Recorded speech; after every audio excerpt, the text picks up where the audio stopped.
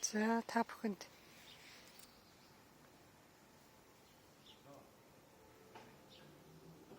найзынхаа тарьсан хайрцагт тарьсан ногоонуудаас ганц нэгийг танилцуулъя. Энд болохоор ингээ майс тарьсан байна. Энэ эрдэнэ шиш. Энэр болохоор ингээ газрын айланд тарьсан байна. Хараа.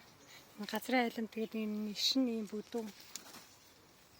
Ингээ олон жил болоод ирэх юм бол бүр хатуурд энэ яг мод шиг юм хатуу иштэй болно.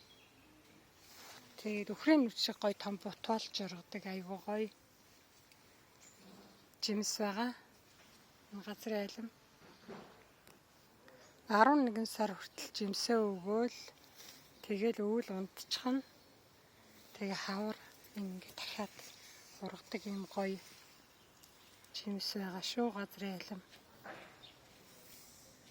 Ийм бүдүүштэй болцоор харагдаж байна шин. Мод шиг хатуу болчихсон. Энд ихтэй бүр ийм олон жил болоод ирэхээр бор ийм хатуу иштэй болоод ирнэ. Тэр нь бүр сайхан. Тэгээ 11 сар жимсээ өгөөд тэгээд 11 сараас хойш бүх навчааг өгөөд унтчихаал хавар дахиад ургадаг ийм сайхан жимс байгаа шүү газрын айлан. За энэ хайрцагын дотор энэ лайла тарьсан байна. Надаас авсан лайлнууд байгаа.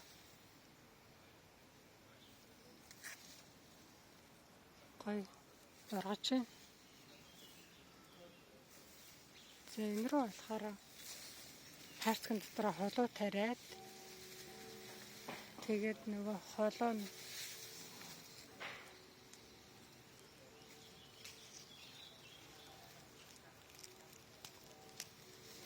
ингээд газагшаа явцсан. Энэ том навчтайгаар тэгшээ мөлгцэн байна. За энэ рүү ингээд төмсөө тарьсан байна. Энэ болохоор гата цайны навч байна.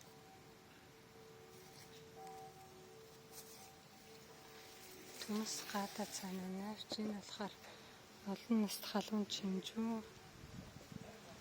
Ингээд үйл болохоор оруулахад энэ үйлчингөө цахан дээр байна. Энэ болохоор могоо уу шар дээр.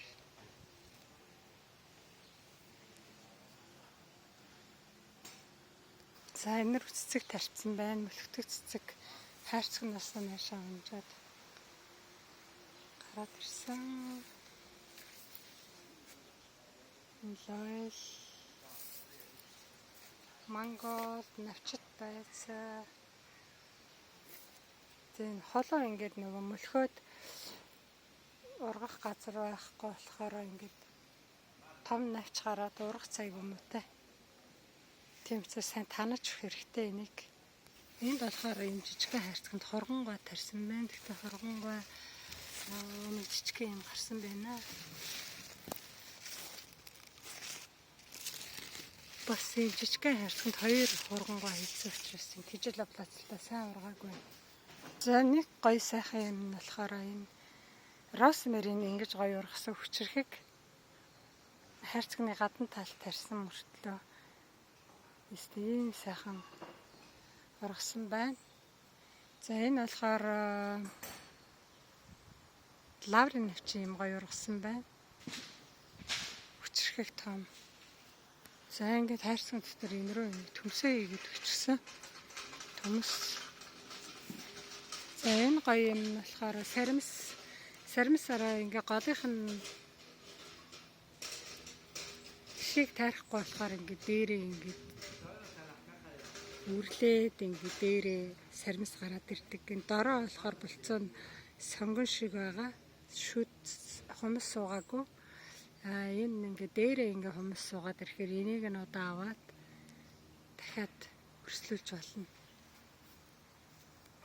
За сарамсны үр нэг юм хараа. Ингээ дээрээ гоё үр гараад ирдэг. Дээрээ ингээ гоё үр гараад ирнэ. Ийм нараа. Энэ үрийг одоо аваад та бүхэн тарьчихад болвол хавар одоо маш сайхан ургана. Тэр нь их сайхан. Эсвэл одоо энийг баг дээр нь голын тайраад байх юм бол доороо сайхан шүд сууж өгөн саримс. Хэрвээ ийм байх юм бол доороо сонгон шиг болцоо гараад дээрээ ингээд өрн гарна.